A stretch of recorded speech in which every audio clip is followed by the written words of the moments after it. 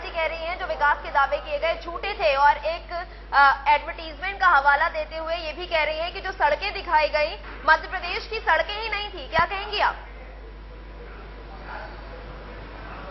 विभाजी की आंखों के चश्मे का नंबर बदलना पड़ेगा। यदि उन्होंने उस विज्ञापन को ठीक से देखा होता तो हमने उसमें विजन 2018 स्पष्ट रूप से लिखा है कि ये हमारा विजन 2018 है कि 2018 में हमारी सड़कें इस पोजीशन में होंगी।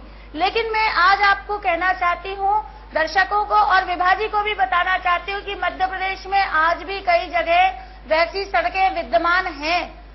जी, विकास की जो बात है वो हम दावा नहीं कर रहे, हमने जो किया है उसे हमने किया है, लोगों ने देखा है और जनता ने उसको आधार मानकर ही मतदान किया है। जो अभी कुछ समय बाद, चंद घंटों बाद आपके सामने बहुत स्पष्ट रूप से आने वाला है।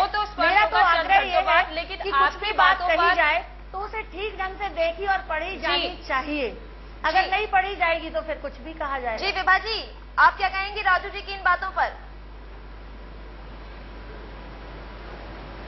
देखिए, ये चीजें दिखाने के लिए, जनता को आकृष्ट करने के लिए हो सकती हैं, लेकिन आज मतदाता बहुत समझदार है।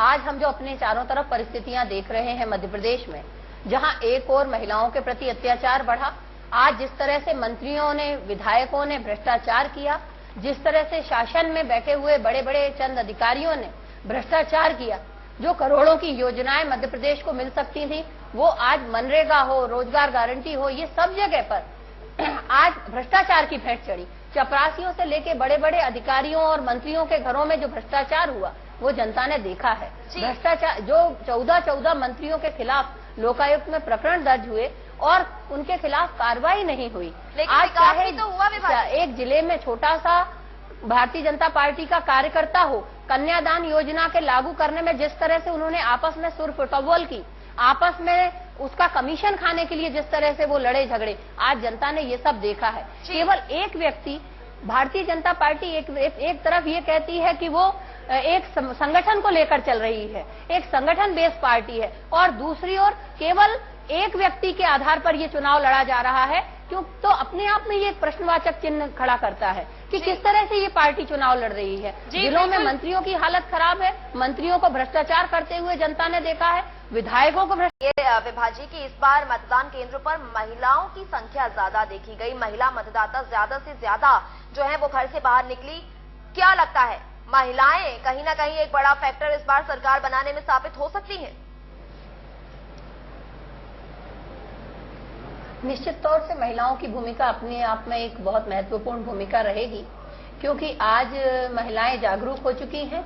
आज महिलाएं वो अपने चारों ओर के परिदृश्य को देख रही हैं, और जिस तरह से एक प्रतिशत महिलाओं का बढ़ा है उसमें ये स्पष्ट हो चुका है कि आज महिलाओं की हालात जहां खराब हो रही है, आज ग्रामीण क्षेत्र को आप देखें, आज शहरी क्षेत्रों में आप देखें तो महिलाओं के प्रति अत्याचारों की स्थिति बढ़ रही है।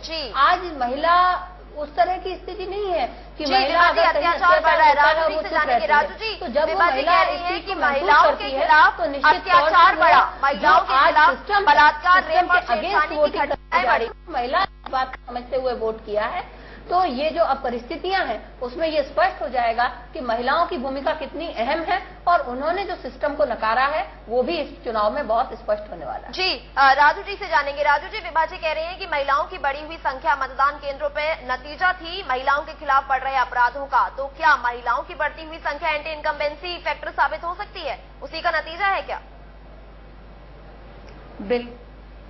बिल्कुल नहीं, मैं विभाजी की बात से बिल्कुल सहमत नहीं हूं। महिलाओं की बढ़ी हुई संख्या एक जागरूकता का परिणाम है, और ये जागरूकता बढ़ी है इसलिए कि भारतीय जनता पार्टी की सरकार ने प्रत्येक परिवार को अपना परिवार माना, और विशेष रूप से बहनों के उस दुख दर्द को समझा जिस दुख दर्द में वे तड़पती रहती थी, वे अपने प्राण ले लेती थी। अगर मैं जननी सुरक्षा की बात करूं, जननी एक्सप्रेस की बात करूं, यदि मैं कन्यादान की बात करूं, यदि मैं लाडली लक्ष्मी की बात करूं, यानी बहनों की घटती हुई संख्या जी, वो आप सबसे जिन पहले जिन मध्य योजनाओं की प्रदेश बात में कर रहे हैं पहचाना ना, राजू जी, और उन सब उसमें में कहीं ना बेटी कहीं बचाओ का गड़बड़ी देखी अभियान गई। शुरू किया। बहनों के रोजमर्रा के जीवन में आने वाली तकलीफों को दूर करने के कदम उठाए और इसलिए बहनों को ये लगा कि ये सरकार तो हमारी सरकार है, ये सरकार तो मेरे भाई जी की राजू सरकार जी, है। मैं आपसे और ये जब जानना चाहूंगी, राजू जी, जो योजनाएं आपने गिनाई, जिन योजनाओं की आपने बात की, इन योजनाओं में गड़बड़ी देखी गई। लाडली लक्ष्मी से लेकर के कन्यादान योजना करेंगे। संदीप जी, ताजा रुझान आपको बता देती हूँ, मध्य प्रदेश में बीजेपी बढ़त बनाए हुए है, 100 सीटों पर बढ़त बनाए हुए है।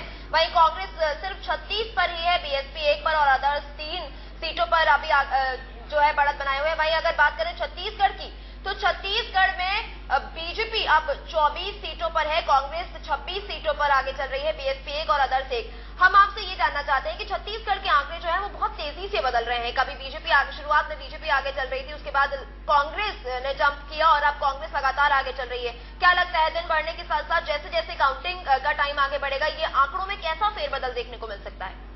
इसमें बराबरी का मुकाबला तो दिख रहा है और ये आकलन बहुत सारा इस तरह का रहा है। शुरू में जिस तरह के आकलन छत्तीसगढ़ को लेकर के थे, वो उसमें बाद में बदलाव आया। शुरू के जो ओपिनियन पोल वगैरह थे, आपने देखा होगा कि उसमें रमन सिंह को क्लियर कट मेजॉरिटी दिखाई गई थी। जी।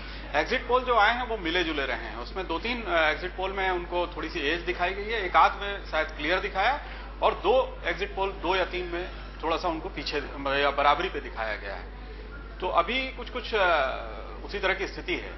और थोड़ी देर पहले आप दिखा रहे थे कि बस्तर की कुछ सीटों पर कांग्रेस आगे, तो वो